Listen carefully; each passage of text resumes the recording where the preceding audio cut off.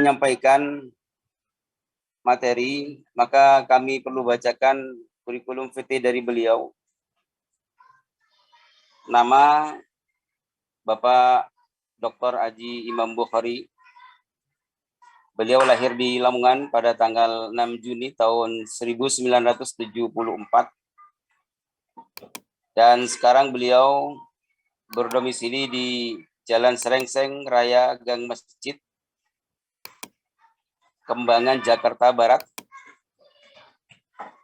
Beliau pernah menjadi guru BK, dosen Unusia Jakarta, dan sekarang beliau sebagai Kasubdit PAI SD, Direktorat PAI, Ditjen Pendis Kemenak RI, mulai tahun 2022 kemarin. Pendidikan beliau dimulai dari Madrasah Ibtidaiyah MTS Man Den Anyar, kemudian pesantren Den Anyar Jombang, kemudian juga beliau alumni dari FKIP Undar Jombang, S1-nya, kemudian S2 di PPS UNJ Manajemen Pendidikan, S3-nya beliau di PPS UNJ Teknologi Pendidikan, dan alhamdulillah pada hari ini kita bersama Bapak Doktor untuk bersama-sama berdiskusi dan menerima juknis penilaian yang telah dibuat oleh Kementerian Agama Republik Indonesia. Baik Bapak Ibu, biar lebih cepat dan waktu sangat minim ini kita manfaatkan dengan sebaik mungkin. Kepada yang terhormat Bapak Imam Bukhari kami haturkan.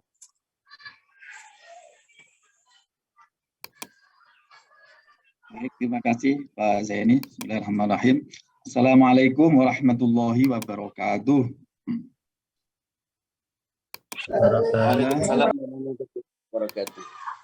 Bismillah, alhamdulillah, wassalatu wassalamu ala rasulillah wa ala alihi wa sahbihi wa mawalah. Ba'da fala hawla wa la quwwata illa billah. Yang sama-sama kita hormati Bapak Kabid PAI, Kanwil Kementerian Agama Provinsi Jawa Timur, alhamdulillah para DPP di lingkungan Kanwil Jawa Timur, sahabat-sahabat semuanya, para pejuang pendidikan agama Islam yang luar biasa, terima kasih. Iktifaan waktu soron karena waktu saya agak mepet Bapak Ibu sekalian, karena itu langsung saja Bapak Ibu, bahwa juknis ini petunjuk teknis penilaian kelulusan peserta didik ini sengaja dibuat untuk memberikan bantuan, memberikan panduan kepada guru-guru PAI. Sekarang trennya itu kan pendidikan itu kan bebas merdeka. Namun demikian kebebasan kan tidak selalu membahagiakan karena justru kadang menimbulkan kebingungan. Kebingungan dari guru-guru kita, diberi terlalu kebebasan malah bingung. Terus mau nyapo, kira-kira begitu. Karena itu kemudian juknis ini dibuat untuk memberikan panduan kepada guru-guru kita dalam menyelenggarakan penilaian formatif, penilaian sumatif dalam rangka menentukan kelulusan untuk mata pelajaran PAI baik di SD, SMP maupun SMA.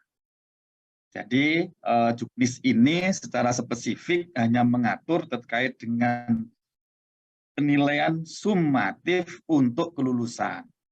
Jadi tidak mencakup penilaian formatif maupun sumatif untuk kenaikan kelas.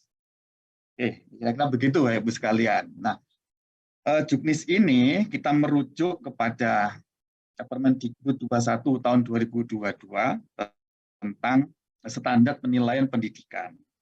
Jadi lebih jelasnya nanti Bapak Ibu kalau ingin misalnya ingin mendalami lebih jauh, Bapak Ibu bisa langsung merujuk ke Permendikbud 21 tahun 2022 tentang standar penilaian pendidikan yang Kemendikbud juga mengeluarkan panduan turunannya.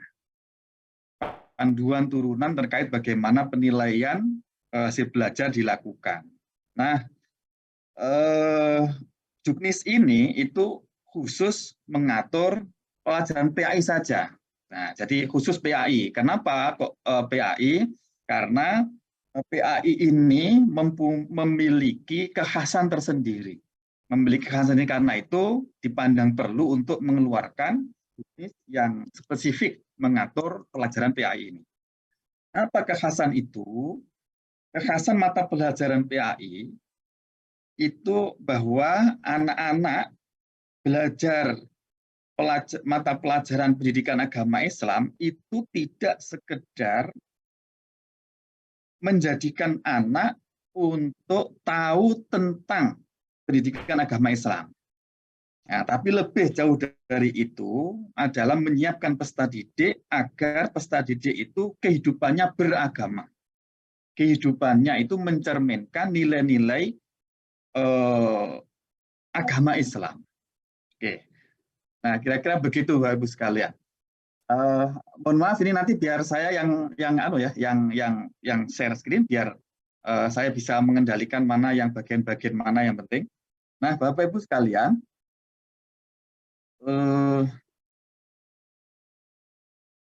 Juknis ini oke, sampai mana tadi? Mohon maaf Bapak Ibu sekalian. Jadi mengatur secara spesifik mata pelajaran pendidikan agama Islam ya, karena ada karakteristik tadi itu, yaitu bahwa PAI itu menyiapkan tidak sekedar bagaimana anak-anak itu paham tentang pendidikan agama Islam, tapi lebih jauh dari itu adalah menjadikan mata pelajaran PAI ini menjadikan anak-anak kita agar kehidupannya itu penuh di nilai-nilai agama Islam. Nah, karena itu Juknis ini itu arahnya ke sana. Nah, itulah latar belakang rasionalisasi dari kenapa Juknis ini dikeluarkan. Nah, tentu tujuannya tadi sudah saya sebutkan bahwa tujuan memberikan bantuan kepada stakeholder mata pelajaran PAI, ya gurunya, kemudian pengawas PAI, kepala madrasah, kepala SD, kepala sekolah, kemudian para pejabat kependidikan, itu bisa menjadikan Juknis ini sebagai rujukan ketika menghadapi permasalahan yang ada di lapangan. Nah, ruang lingkup ini sebagaimana tercermin ada di dalam daftar isi ini. Nanti di dalam Juknis ini itu akan membahas semua hal terkait dengan mulai dari perencanaan, pelaksanaan, sampai kepada bagaimana sistem monitoring dan evaluasi. Nah, Bapak Ibu sekalian, prinsip pelaksanaan penilaian kelulusan yang tercakup di dalam Juknis ini, itu bahwa Juknis ini itu adalah bagian dari implementasi apa yang ada di dalam standar penilaian.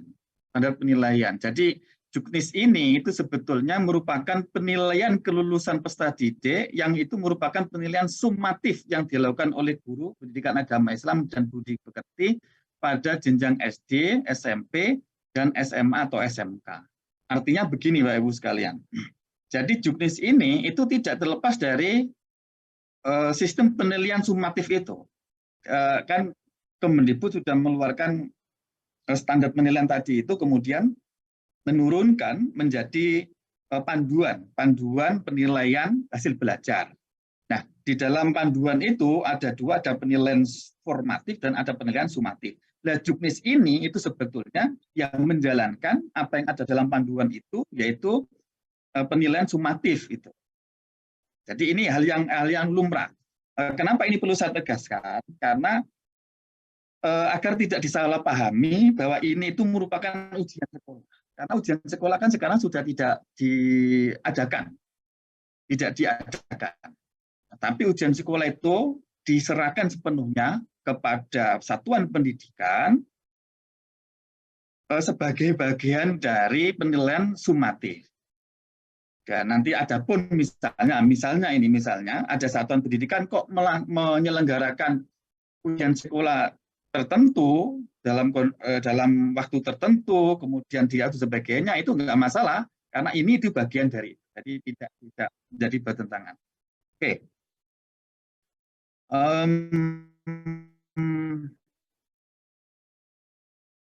Jadi, nah kemudian Bapak Ibu sekalian, di dalam juknis ini kita sengaja tidak menerbitkan kisi-kisi dan contoh soal sebagaimana tahun-tahun dulu. Jadi sengaja tidak menentukan kisi-kisi soal dan contoh-contoh soal sebagaimana tahun dulu. Ini menjadi penting Bapak Ibu sekalian. Banyak yang tanya, kenapa enggak dan sebagainya. Jadi sekali lagi, prinsip dalam juknis ini, juknis penilaian kelulusan ini, itu adalah kita merujuk kepada standar penilaian pendidikan yang itu menjadi kewenangan satuan pendidikan atau kewenangan guru mata pelajaran.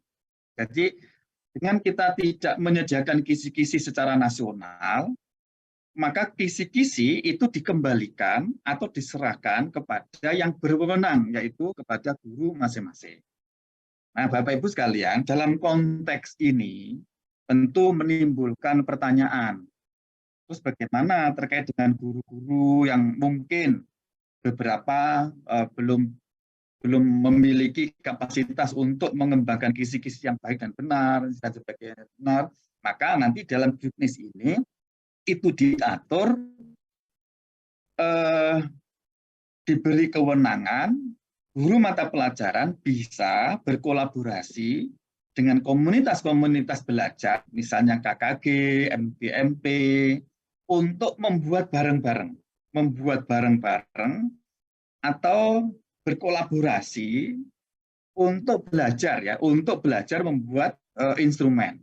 Jadi salah satu dari Hayden tujuan kenapa ini dikembalikan kisi-kisi itu kepada guru masing-masing itu, ini kita coba mengkondisikan suasana di sekolah masing-masing dan para guru kita agar ada kemauan untuk mulai berkolaborasi melalui komunitas belajar untuk membuat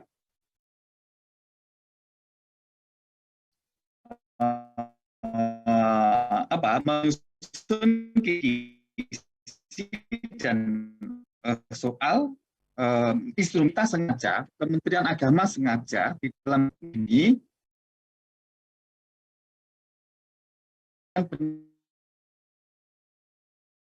terkandung maksud perspektif atau persepsi guru-guru kita itu tidak terpaku bahwa yang dinamakan ujian atau ulangan atau penilaian sumatif itu adalah kognitif.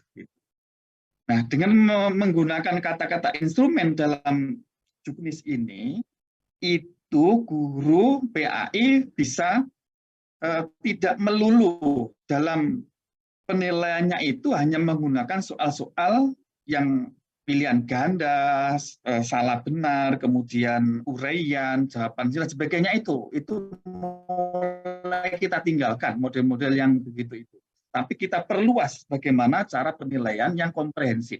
Misalnya di sini ditekankan bagaimana penilaian itu menggunakan praktek, bagaimana penilaian itu menggunakan observasi dalam kehidupan sehari dan seterusnya itu kemudian diakumulasi menjadi penilaian sumatif. Bahkan Bapak Ibu sekalian, di dalam juknis ini ada kata-kata atau ada pernyataan yang menyatakan begini. Dalam kondisi tertentu, penilaian keterampilan dan penilaian praktek, penilaian keagamaan, penilaian sikap itu cukup mewakili penilaian pengetahuan. Artinya, Bapak Ibu guru PAI dapat tidak mengadakan ujian atau mengadakan ulangan yang sifatnya kognitif dengan soal. Dapat seperti itu. Tapi cukup anak disuruh praktek atau anak dinilai secara perilaku atau kebiasaan sehari-hari dengan asumsi bahwa kalau anak nilai praktek dan nilai sikapnya itu baik, maka asumsinya pengetahuannya juga baik, nggak bisa dibalik. Contohnya begini Bapak Ibu sekalian. Ini penting karena ini berbeda dengan cara pandang dari juknis sebelumnya. Jadi begini, contohnya begini, anak misalnya ujian praktek wudhu. Kalau anak kita suruh praktek wudhu, kemudian dia bisa melakukan wudhu dengan baik dan benar, wudhunya kita anggap sah, maka asumsinya berarti pengetahuan tentang wudhu itu nilainya baik. Nah, artinya apa? Andaikan Bapak Ibu guru PAI tidak membuat ujian yang sifatnya kognitif, yang menanyakan tentang misalnya jelaskan tata cara wudhu, itu sudah nggak apa-apa, sudah cukup dengan menampilkan praktek yang baik tadi itu kita asumsikan berarti pengetahuan tentang wudhunya itu sudah cukup. Nah, bahkan begitu. Nah, ini bisa disamakan dengan yang lain, misalkan untuk mengetahui pengetahuan tentang syarat rukun sholat misalnya, tidak harus guru membuat soal yang sifatnya kognitif untuk menanyakan misalnya jelaskan pengertian, jelaskan misalnya sebutkan syarat rukun sholat misalnya. Tidak sebegitu. Kalau misalnya anak-anak kita disuruh praktek sholat dan sholatnya ternyata sudah rutut, sudah baik, syarat rukunnya terpenuhi, prakteknya kita asumsikan oh berarti pengetahuan tentang sholat anak ini sudah cukup. Nah, ini mohon difahami Bapak Ibu tidak salah paham. Kenapa di dalam juknis ini itu kita lebih mementingkan terhadap penguasaan anak di dalam aspek keterampilan dan sikap keagamaan. Oke, yang menarik lagi Bapak Ibu sekalian, dalam juknis ini aspek yang dinilai dari anak itu ada 4 Bapak Ibu sekalian. Ada 4 yang dinilai. Biasanya kan ada pengetahuan, keterampilan, kemudian sikap. Nah, dalam juknis ini itu kita kembangkan ada 4 yang perlu dinilai. Yang pertama itu adalah dari aspek ini merujuk Bapak Ibu sekalian merujuk kepada karakteristik pelajaran agama Islam itu kayak apa? Karakteristiknya. Nah, dari karakteristik itu kemudian memunculkan aspek yang perlu kita nilai dalam diri anak. Yang pertama adalah penilaian keterampilan, kita menyebutnya keterampilan keagamaan. Yang kedua, perilaku keagamaan. Yang ketiga adalah sikap beragama. Yang keempat adalah pengetahuan tentang pendidikan agama Islam. Nah, penilaian keterampilan keagamaan ini untuk mengukur kemampuan anak di dalam kemampuan dalam mempraktekkan ajaran-ajaran Islam yang sifatnya praktis. Misalkan wudhu, sholat, kemudian cara menunjukkan hadas, bagaimana tayamum, dan seterusnya itu. Bagaimana melakukannya. Tapi asumsi kita, anak terampil melakukan itu, apakah bisa kita pastikan dalam kehidupan sehari-hari, dia melakukan sholat, dia melakukan wudhu dengan baik dan benar. Maka perlu diuji aspek yang kedua, yaitu perilaku keagamaan. Yang dimaksud dengan perilaku keagamaan adalah melihat, mengukur, menilai sejauh mana anak-anak kita itu dalam kehidupan sehari-hari menerapkan keterampilan-keterampilan yang dikuasai tadi itu. Cara wudhunya, sholatnya, ngajinya, cara dan sebagainya sehari-hari dipraktekkan nggak? Yang kita maksud dengan perilaku keagamaan. Yang ketiga adalah sikap beragamanya atau sikap keagamaan. Ini untuk mengukur apakah praktek anak-anak kita dalam menjalankan kehidupan sehari-hari, praktek beragamanya itu sudah moderat, ataukah cenderung ekstrim kanan, atau cenderung ekstrim kiri. Ekstrim kanan artinya dia cara beragama yang kaku, suka menyalahkan orang, suka membid'ahkan orang, yang menganggap dirinya paling benar, yang nyalain salah, itu berarti ekstrim kanan namanya. Ataukah ekstrim kiri, yang cara beragamanya itu dia bebas sebebas-bebasnya, yang cenderung meremehkan terhadap ajaran agama, kewajiban agama, itu berarti cara beragama dia ekstrim kiri. Nah, guru dalam konteks ini perlu memberikan penilaian kepada anak dari aspek itu, yaitu apakah sudah moderat, masih ekstrim kanan, apa ekstrim kiri. Ini adalah merupakan salah satu tanggung jawab moral Bapak Ibu sekalian, jangan sampai anak-anak kita lulus dari SD, SMP, SMA itu ternyata cara beragamanya tidak moderat. Hal ini juga sejalan dengan kebijakan pemerintah kita yang menjadikan moderasi beragama itu sebagai salah satu program prioritas nasional dalam RPJM. Nah, kenapa ini penting moderasi beragama ini? Bahkan kita masukkan dalam penilaian PAI, karena Bapak Ibu sekalian, bonus demografi sekitar tahun 2045, Indonesia akan mengalami bonus demografi yang keuntungannya besar, itu mensyaratkan harus kondisi nasional kita dalam kondisi yang harmoni. Nah, sedangkan cara beragama yang ekstrim kanan ekstrim kiri tadi itu akan menciptakan disharmoni dalam kehidupan berbangsa dan bernegara. Jadi kita dalam konteks ini turut ingin mencapai bagaimana harmoni dalam kehidupan berbangsa, bernegara, dan beragama itu terjadi. Maka kita penting dalam penilaian ini kita memasukkan satu lagi indikator atau satu lagi aspek, yaitu aspek sikap beragama. Jadi alasannya sudah cukup kuat. Satu, memang kebijakan nasional. Yang kedua, ini bagian dari yang selama ini dalam kurikulum kita, pembelajaran kita, sudah kita insersikan nilai-nilai model beragama itu, dan ini kita ikut urun juga untuk menciptakan suasana beragama itu yang moderat.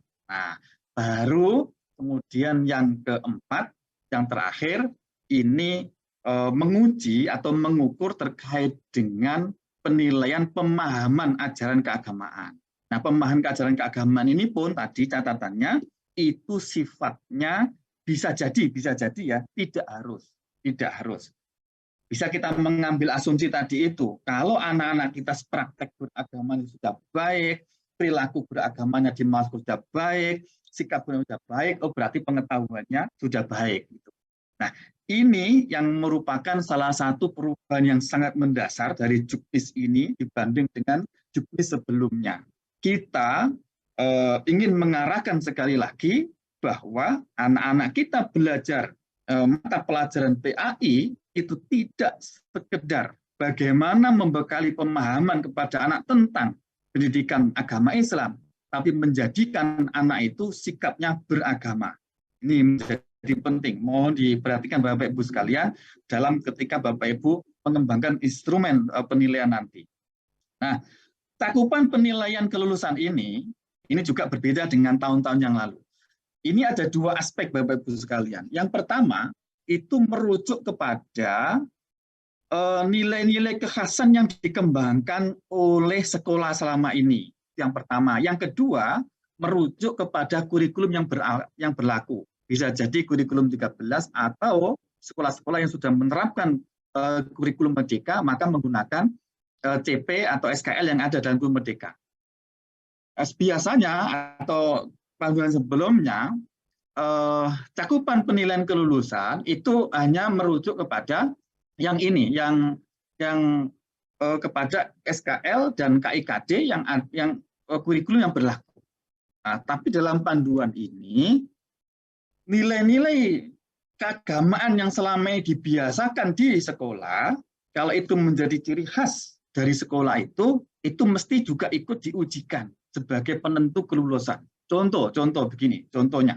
Bapak Ibu sekalian, sekolah-sekolah kita yang ada di dalam lingkungan pondok pesantren itu biasanya memberikan tambahan-tambahan yang itu menjadi ciri khas. Sekedar contoh, misalkan SD tertentu di pesantren itu mewajibkan semua lulusannya, salah satu khasnya itu misalnya bisa memimpin tahlil, bisa membaca Quran dengan mujawwad, tartil, dan fasih misalnya. Nah, dua ciri khas ini itu mesti dijadikan sebagai cakupan untuk penentu kelulusan atau ujian kelulusan. Sekalipun dua hal ini itu tidak ada di dalam SKL kurikulum yang diperlakukan. Nah, ini yang kita maksud Bapak Ibu sekalian. Nah, contoh lagi, misalkan ada sekolah atau kelas tertentu yang itu menjadikan kelas tahfidz misalnya sebagai ciri khas. Berarti nanti kelulusannya PAI itu tahfidz dijadikan sebagai cakupan penilaian kelulusan ini. Itu yang dimaksud. Jadi tidak melulu yang diukur pencapaian terhadap SKL, tapi juga pembiasaan-pembiasaan yang berlaku di sekolah sebagai ciri khas. Nah, kemudian penilaian kelulusan peserta didik pada mata pelajaran PAI dan budi pekerti dilakukan secara fleksibel dari aspek waktu dan cara pelaksanaan sepanjang tidak mencederai asas, prinsip, dan kaidah penilaian. Jadi Bapak Ibu, ini betul-betul kita kembalikan kepada kewenangan guru sebagaimana amanat dari standar penilaian pendidikan, bahwa kewenangan guru. Nah, konsekuensinya apa? Penilaian kelulusan ini pun sangat fleksibel diserahkan kepada guru. Kapan saja bisa melakukan penilaian form sumatif itu. Bisa dilakukan di awal semester, tengah semester, akhir semester, kelulusan, dan seterusnya, itu silakan. Ini yang dimaksud dari aspek waktu. Yang penting adalah target-target yang harus dikuasai itu sudah ditentukan, kemudian disosialisasikan kepada peserta didik, sehingga peserta didik itu siap untuk diuji kapanpun, kemudian diberi kesempatan untuk bisa memperbaiki diri hingga pada saatnya anak mau lulus itu betul-betul sudah menguasai apa yang harus dikuasai. Nah, kemudian berikutnya Bapak Ibu sekalian, yang ini saya kira normatif ya, penilaian kelulusan peserta didik itu dibuat sesuai dengan tujuan penilaian secara berkeadilan, objektif, dan edukatif. Saya kira sudah normatif, maklum. Nah, kemudian pelaksanaan penilaian mata pelajaran PAI untuk peserta didik yang berkebutuhan khusus, ini juga kita atur. Itu ada dua secara garis besar. Bagi peserta didik yang memiliki hambatan intelektual, misalnya, mohon maaf, akan idiot atau yang terkait dengan itu, daya nalar, maka guru PAI bisa memberikan akomodasi fasilitasi dalam bentuk menurunkan capaian pembelajaran atau menurunkan target penguasaan penilaian. Jadi mestinya itu harus menguasai ini, itu, tapi kemudian itu diturunkan.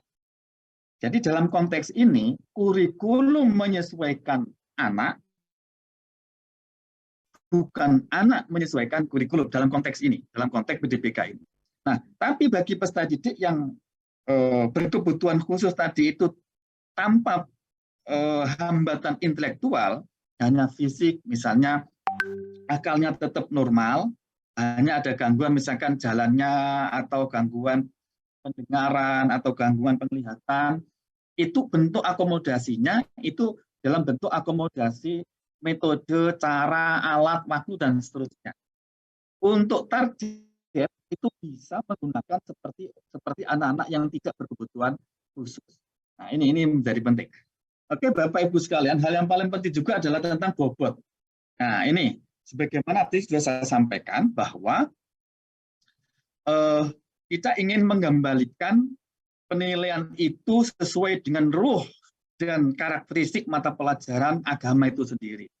Maka hal-hal yang sifatnya itu pengetahuan, itu kita beri bobot 30%, tapi yang bersifat keterampilan keagamaan itu diberi bobot 70%. Artinya, untuk menentukan kelulusan di dalam mata pelajaran PAI ini, yang sifatnya pengetahuan tadi itu, sumbangan kelulusannya hanya 30%. Sedangkan keterampilan beragamanya itu 70%. Oke, ini juga bisa dimaknai. Ketika Bapak Ibu mengembangkan instrumen penilaian, maka untuk yang sifatnya pengetahuan, jangan terlalu banyak, cukup 30% saja yang sekiranya tidak bisa di-cover oleh penilaian keterampilan. Tapi yang sifatnya keterampilan itu kita beri bobot yang banyak, lebih banyak prakteknya daripada penilaian pengetahuannya. Ini sebagaimana karakteristik di dalam Al-Quran, hadis, fikih ya. Fikih itu kan materinya banyak terkait dengan bagaimana praktek-praktek beribadah, khususnya hal-hal yang sifatnya fardu ain. Oke, sebelum saya lupa, jadi begini, salah satu ciri khas dalam juknis ini Bapak Ibu sekalian, salah satu karakteristik pendidikan agama Islam itu ada kaidah yang berbunyi al-wajibu la yutraku illa liwajibin. Sesuatu yang wajib itu tidak ditinggalkan kecuali demi kewajiban yang lain. Mafhumnya, perkara sunat tidak boleh mengalahkan perkara wajib. Apa artinya? Apa hubungannya dengan juknis ini? Nanti kelak Bapak Ibu sekalian, di dalam ini, ujian ini, penilaian kelulusan mata pelajaran PAI itu mohon diutamakan penguasaan anak yang sifatnya fardu ain. Sifatnya fardu ain. Apa itu yang sifatnya fardu ain? Kalau kita identifikasi di pelajaran PAI itu kan fardu ain itu kan yang terbatas ini kira-kira Bapak Ibu sekalian ya. Bagaimana berwudu, bagaimana tayamum, bagaimana toharoh, najis, bagaimana berwudu, bagaimana sholat, doa-doa dalam sholat, doa-doa setelah sholat, bagaimana mandi jinabat. Nah, inilah yang merupakan keterampilan keagamaan yang siapapun yang mengaku Islam pasti bersentuhan dengan ini, yang sifatnya fardu ain. Maka dalam penilaian kelulusan PAI ini tolong menjadi syarat mutlak dari kelulusan. Artinya, sekalipun anak-anak itu sudah SMA atau sudah SMP, ketika hal yang utama yang sifatnya fardu ain ini belum dikuasai, maka tidak boleh menilai, menguji di luar ini hal-hal yang sifat fardu kifayah atau bahkan sunat. Contoh misalnya, terkait dengan tajhizul mayit atau praktek sholat jenazah.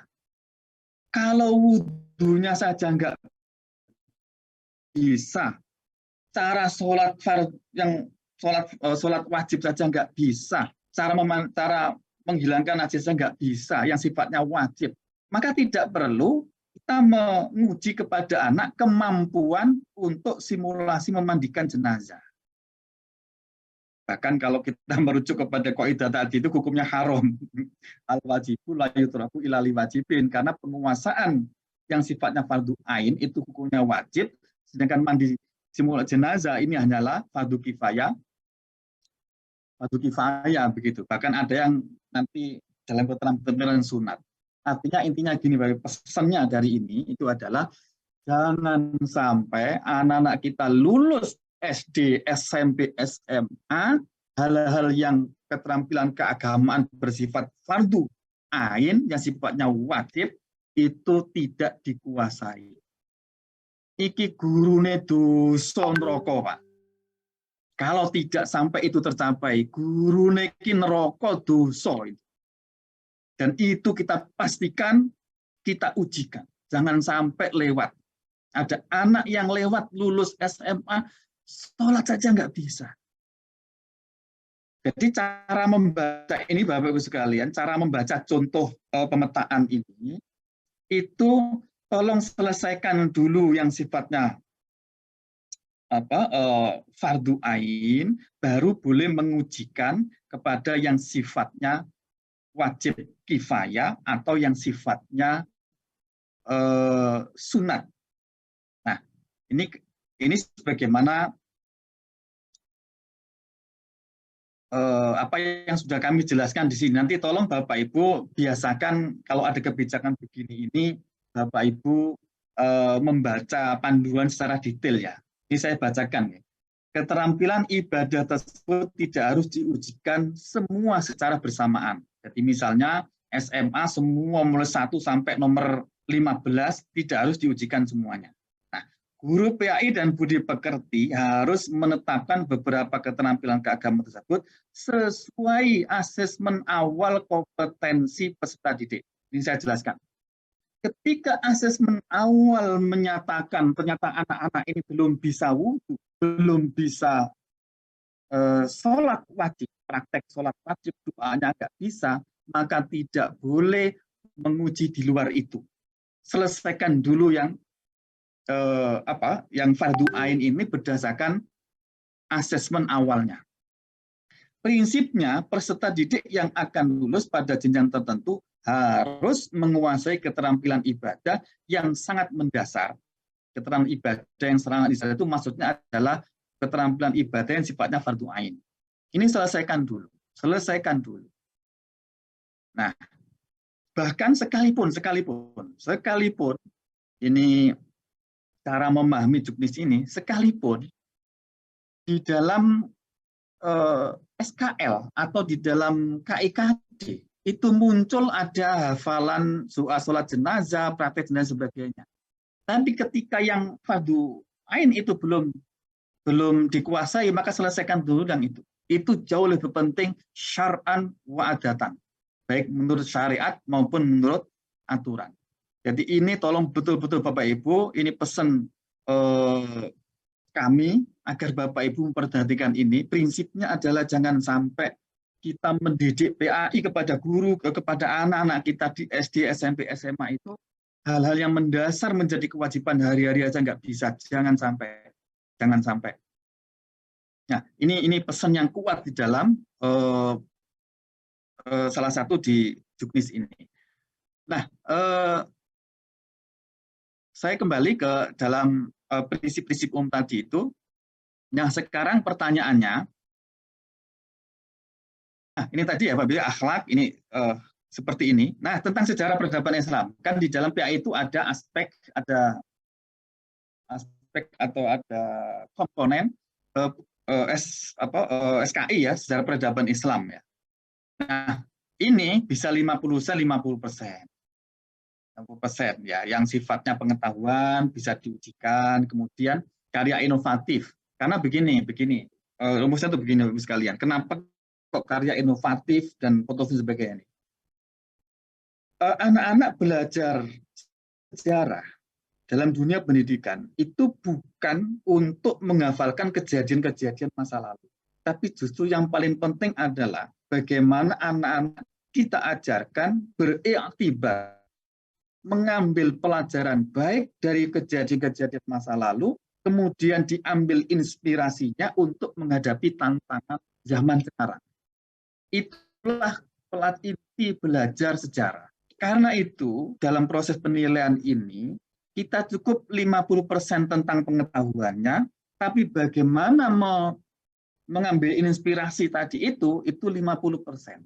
Ini dasar kenapa ini 50%, yang lain 30% dan seterusnya. Nah,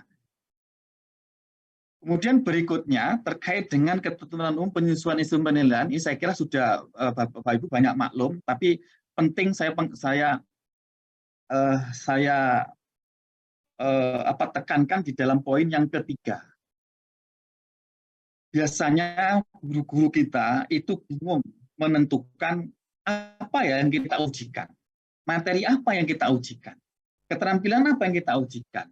Maka jawabnya adalah instrumen atau soal yang kita ujikan kepada anak-anak atau hal praktek yang mau kita ujikan kepada anak-anak itu pastikan memiliki URKK yang tinggi, memiliki URKK atau UKR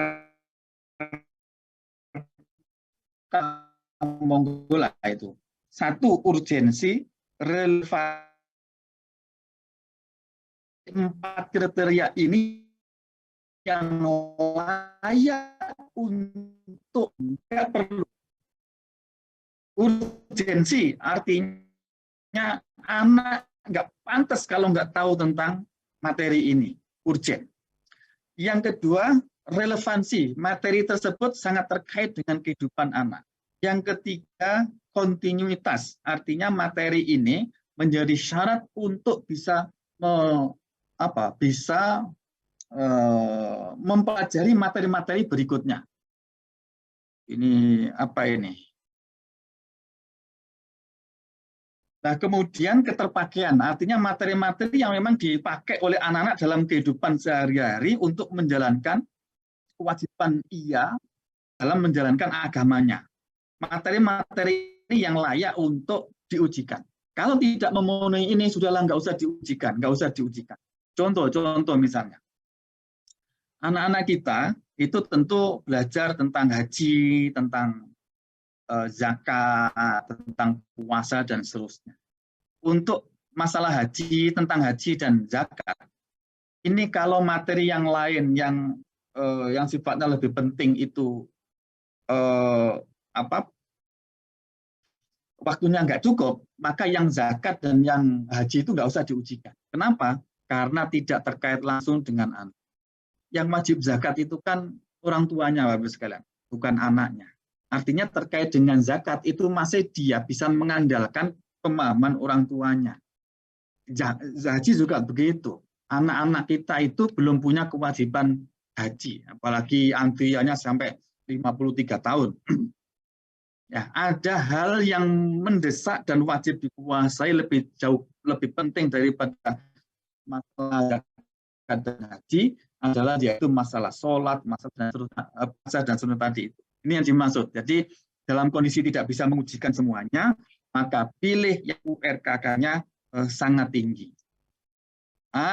Ini pesan Bapak Ibu sekalian, kalau Bapak Ibu membuat soal, tolong betul diperhatikan jangan sampai melanggar nomor 4 ini. Semua soal, semua hal yang diujikan jangan sampai mengandung pornografi,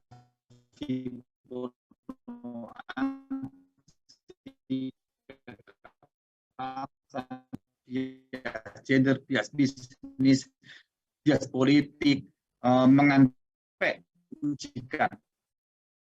Sampai tanyakan.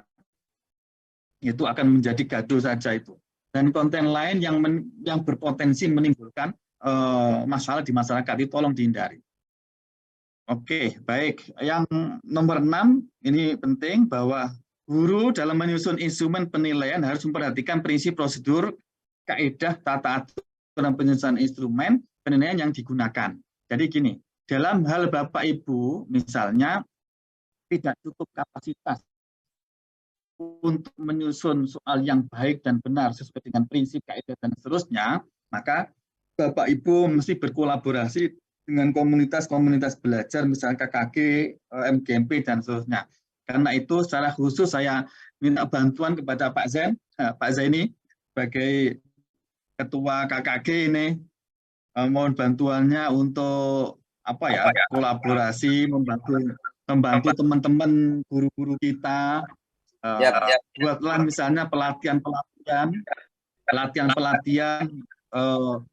membuat soal yang baik dan benar, atau cara menilai yang baik di sekolah itu kayak apa.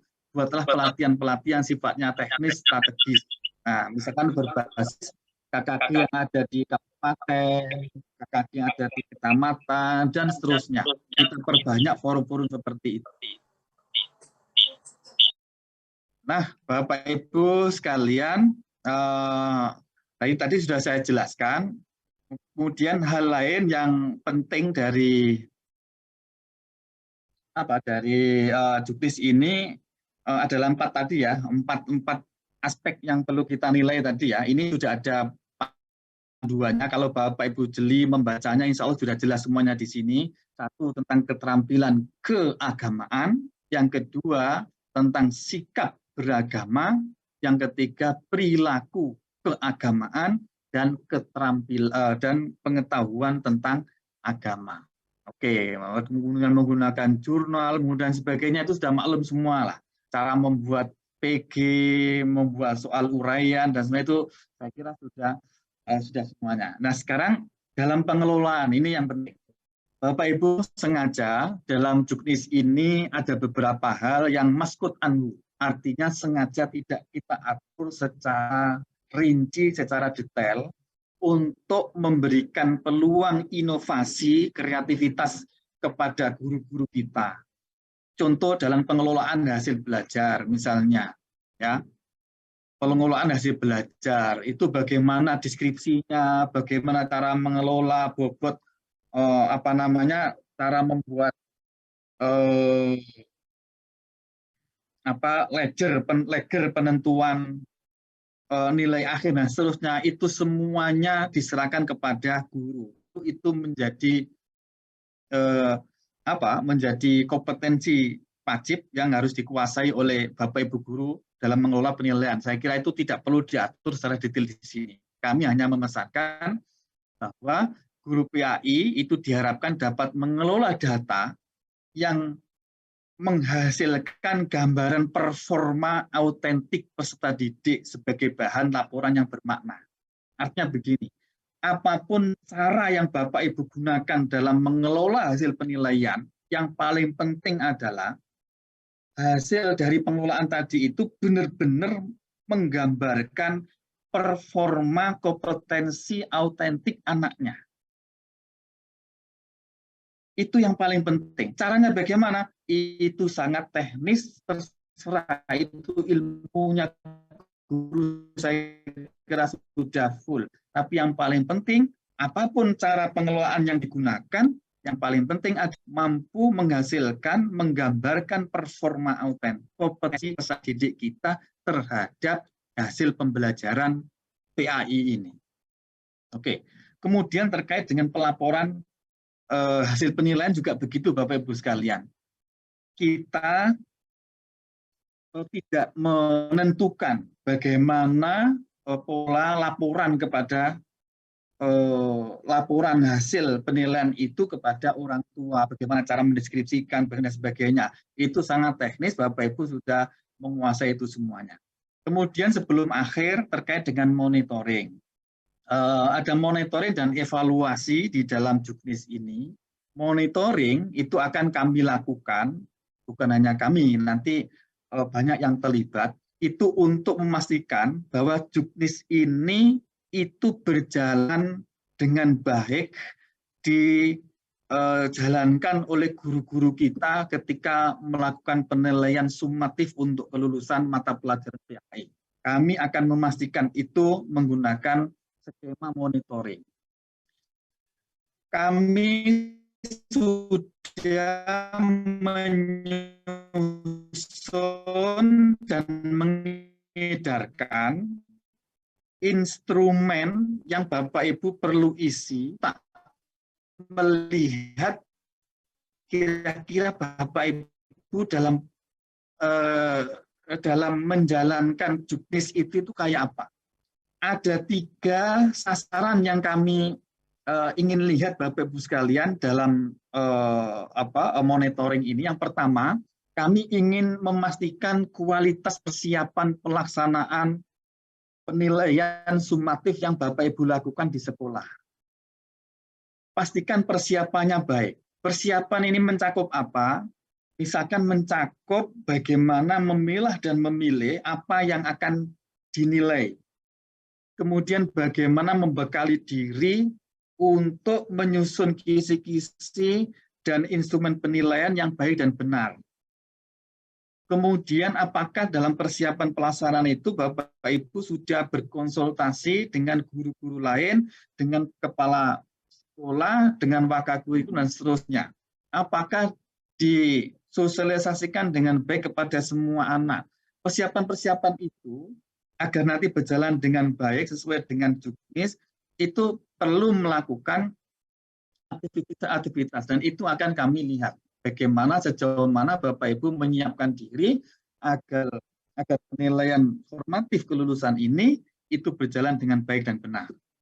Yang kedua, MONEF, kami juga memonitoring bagaimana kualitas instrumen yang Bapak Ibu ujikan, yang Bapak Ibu nilai kepada anak kita.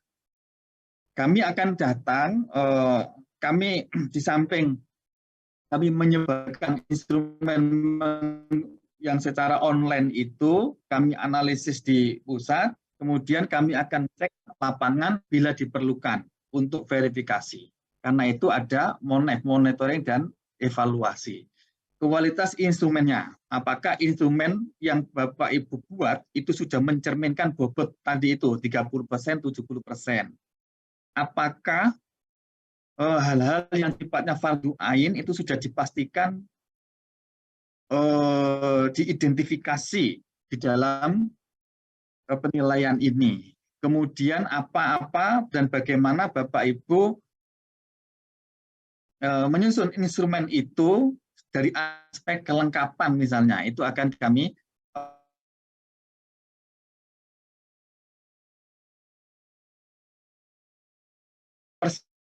bagus, instrumennya bagus, tapi penyelenggaraannya buruk akan menghasilkan nilai yang tidak menggambarkan performa autentik. Jadi penyelenggaraannya juga harus dipastikan waktu melakukan ujian atau penilaian itu kita pastikan sesuai dengan prosedur, azas, prinsip dalam penilaian. Nah, 3 inilah yang akan kami MONEF. Siapa yang memonitoring? Mulai dari pusat sampai ke daerah. Kami akan akan gerakan untuk memonef ini. Paling kecil itu adalah, jadi MONEF ini merupakan tugas yang melekat di dalam jabatan tertentu. Misalnya kepala sekolah, itu juga punya kewajiban untuk memastikan bahwa Bapak Ibu ketika melakukan penilaian, itu mesti sesuai. Kemudian para pengawas PAI yang ada di kantor Kementerian Kabupaten Kota atau ada di Kanwil Kementerian Agama Provinsi, itu mesti juga berperan untuk mendampingi, kemudian memastikan juknis ini itu dijalankan oleh guru, jadi pengawas. Kemudian kantor Kementerian Agama Kabupaten di kota maupun Kanwil itu juga mengkoordinir bagaimana pengawas ini bergerak, bagaimana PTP-PTP itu juga bergerak memastikan bahwa kualitas persiapannya baik, kualitas instrumennya baik, dan kualitas penyelenggaranya juga baik. Nah, terkait dengan ini, maka Direktorat PAI, Dirjen Pendis, mengembangkan instrumen monitoring dan evaluasi yang mengacu pada tujuan monitoring tersebut. Saya yakin Bapak Ibu sebagai guru PAI sudah menerima edaran kami atau surat kami yang kami kirimkan ke para kanwil, yang itu isinya adalah link monitoring ini yang mengukur 3 tadi itu, yaitu kualitas persiapan, kualitas instrumen, dan kualitas penyelenggaraan. Saya mohon bantuan kepada teman-teman KKG, MGMP, semuanya saja untuk berkenan menyebarluaskan dan mengisi instrumen itu. Instrumen ini penting bagi kami untuk memetakan bagaimana apa yang terjadi di lapangan terkait dengan implementasi juknis ini. Nah, tentu sebagai evaluasi, hasil MONEF ini akan kami jadikan sebagai perbaikan untuk bagaimana pengembangan ke depan lebih baik lagi. Tentu sekali lagi kami tidak bisa berjalan sendiri. Ujung tombak dari ini semuanya adalah di tangan Bapak Ibu sebagai guru PAI. Ujung tombaknya tetap nanti kepada Bapak Ibu guru sebagai guru PAI ini. Kami mohon bantuan betul, juknis ini bisa berjalan dengan baik. Lakukan saja dengan kreativitas dan inovasi. Fokuslah perhatian kepada kepentingan anak. Kita pastikan anak-anak kita lulus dari SD itu terampil dan bisa melakukan kewajiban fardhu ainnya. Akhlaknya baik. Nilai-nilai agama Islam benar benar-benar menjadi pertimbangan di dalam cara berpikir, bersikap, dan cara bertindaknya. Inilah yang kita harapkan. Penilaian ini, sistem penilaian kelulusan ini arahnya ke sana, dan semoga bisa mengantarkan pada anak-anak peserta didik kita bisa melakukan, bisa menghasilkan yang kita harapkan seperti itu. Saya kira itu Bapak Ibu sekalian, tentu sekali lagi saran saya ketika Bapak Ibu nanti mensosialisasikan kepada guru yang lain, saran saya Bapak Ibu membaca panduan utuhnya seperti ini, sehingga mendorong guru-guru untuk mau membaca, meneliti satu persatu dari kalimat yang ada di dalam juknis ini. Insya Allah juknis ini sudah sesuai dengan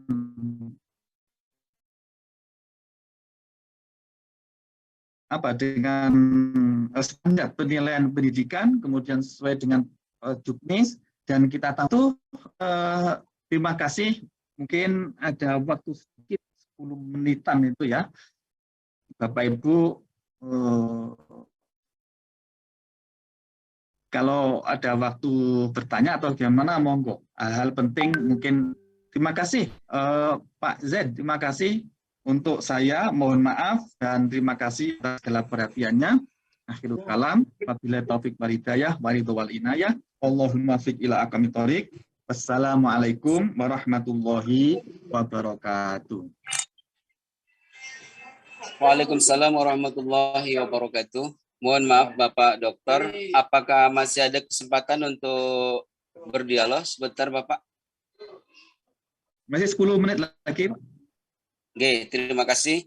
Sebelum saya bacakan beberapa hal kesimpulan yang sudah kami rangkum tentang grand design dari juknis ini, monggo Bapak Ibu, saya kasih kesempatan 2 saja penanya, beberapa hal yang mungkin akan disampaikan oleh teman-teman.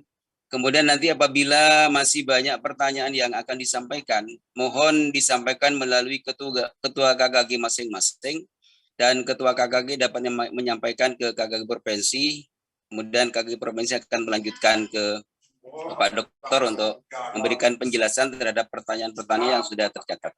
Baik, mungkin ada yang ingin disampaikan pertanyaan atau tanggapan dari para audien, 2 saja. Monggo disilakan. Baik, terima kasih. Angkat tangan, monggo Pak. Oke, baik, terima kasih. Assalamualaikum warahmatullahi wabarakatuh. Waalaikumsalam warahmatullahi.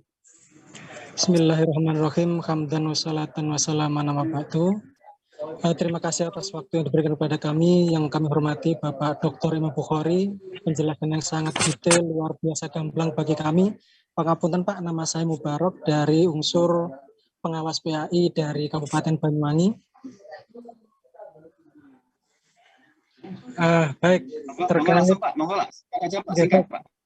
jadi pagi tadi ketika kami berangkat, itu di televisi diberitakan ketika anak SMP membacok anak SD. Kemudian berita yang lain ada bagaimana 7 mahasiswa mengeroyok dosennya. Jadi ini fenomena real yang kita hadapi sekarang, sehingga kami sepakat sekali bahwa ketika unsur peserta didik itu ada 3H, head, heart, and hand, maka kami sangat sepakat bahwa spirit dari Juknis 2023 ini adalah mengembalikan penilaian peserta didik itu secara komprehensif yang fardu ain. Bahwa sederhananya adalah bagaimana menciptakan atau mewujudkan peserta didik yang pokok ngajine pinter, sholatnya bener, akhlaknya karimah, maka insya Allah kita tidak khawatir memberi anak-anak itu nilai 95 walaupun teman tanpa ujian tulis. Demikian yang bisa kami sampaikan Bapak, terima kasih. Sedikit tambahan, jadi pangapunten, jadi artinya yang kedua yang kami pahami ketika kami juga sudah membaca juknis ini, artinya penilaian itu tidak bisa sumatif, artinya di akhir saja. Jadi pengukuran itu kan berangkat dari adanya program. Sehingga untuk mencapai pembiasaan anak yang berkarakter toleran, moderat, santun, tawaduk, itu ada kegiatan sepanjang proses. Sehingga Bapak Ibu tentunya harus memiliki instrumen atau rubrikasi penilaian terhadap sikap-sikap anak itu, bukan diujikan ujuk-ujuk di akhir kita punya nilai. Demikian. Terima kasih. Assalamualaikum warahmatullahi wabarakatuh. Waalaikumsalam warahmatullahi wabarakatuh. Ada tanggapan monggo yang Pak, lain? langsung saya tanggapi dulu Pak ya. Biar Oh, nggih, monggo Pak Dokter. saya tanggapi. Bapak Ibu sekalian, Masya Allah, senang sekali. Terima kasih Pak Mubarak. Itu yang kita inginkan. Itu yang kita inginkan. Betul. Dan juknis penilaian ini arahnya, kalau Bapak Ibu konsekuen menjalankan, insya Allah ini akan mencetak seperti itu.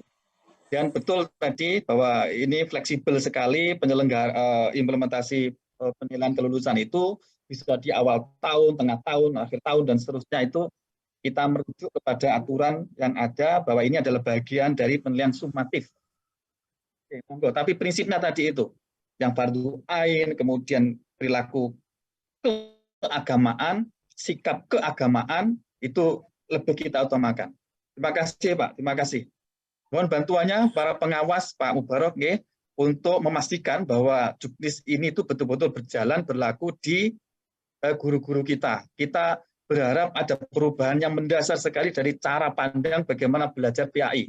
Ingat, belajar PAI tidak untuk membekali anak-anak paham tentang PAI, tidak. Apalah artinya itu. Tapi lebih jauh itu adalah menjadikan anak-anak kita beragama.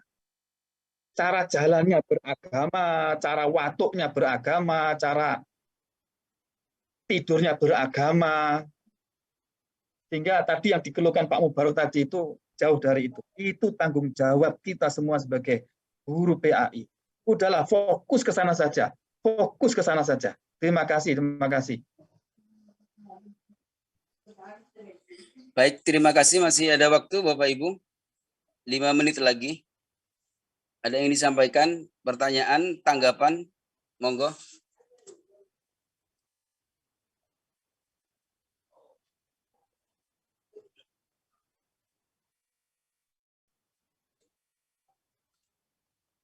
Sudah cukup nggih?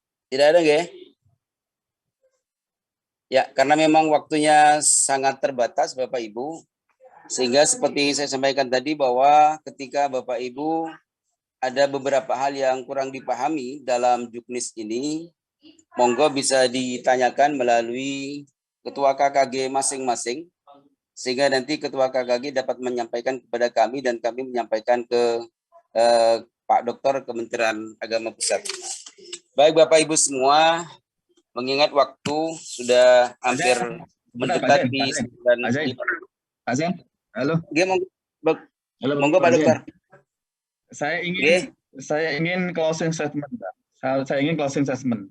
Bapak Ibu sekalian, terima kasih perhatian dan keseriusan Bapak Ibu semuanya. Mohon bantuan sekali lagi untuk bisa mengimplementasikan juknis ini.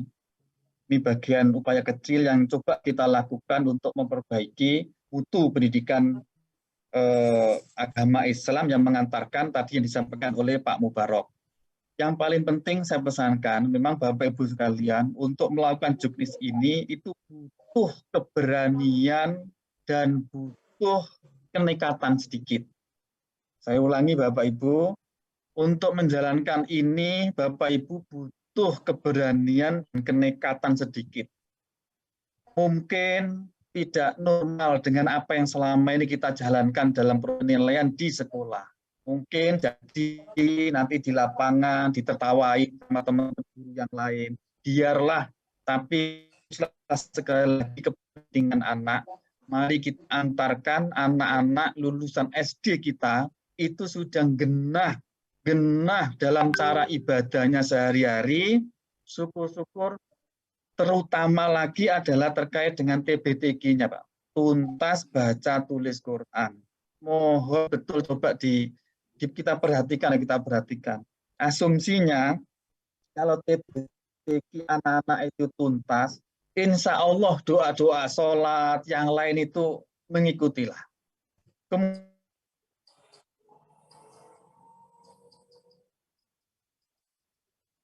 perilaku dalam kehidupan sehari-hari benar anak-anak kita. Setuju tadi Pak Mubarok. Inna sholata tanha anil fahsya'i wal munkar. Sholat itu kalau benar, insya Allah bisa mengendalikan perilaku anak-anak kita. Tapi sholatnya dicekeli tenan. Guru-guru PAI harus memegang tanggung jawab ini. Tolong sholatnya dicekeli. Sholatnya anak-anak kita pastikan tuntas sebelum lulus. Sebelum lulus, dulu. Bila perlu rekomendasikan anak yang belum bisa sholat, tidak perlu diluluskan SD. Saya ulangi, tolong diperjuangkan.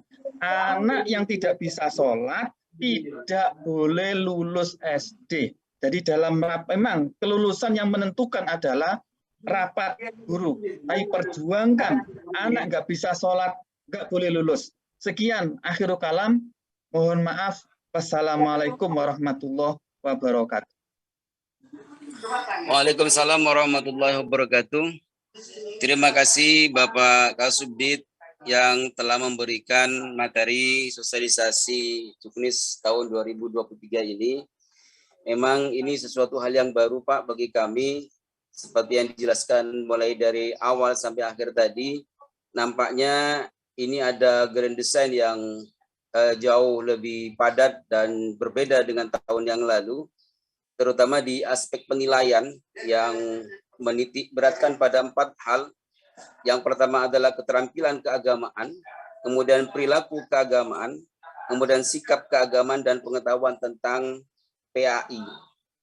Ini nanti kita coba terjemahkan ulang dalam hal pembuatan kisi-kisi yang sudah disampaikan tadi, bahwa kisi-kisi itu diserahkan kepada GPAI masing-masing.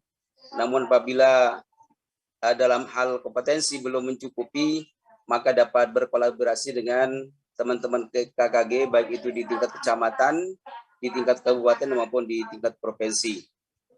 Bapak Ibu yang saya hormati, sekali lagi kami ucapkan terima kasih atas keikutsertaannya dalam materi ini, dan kami mohon sekali lagi untuk dapat disampaikan kepada GPAI di kabupaten kota masing-masing, di tingkat kecamatan juga.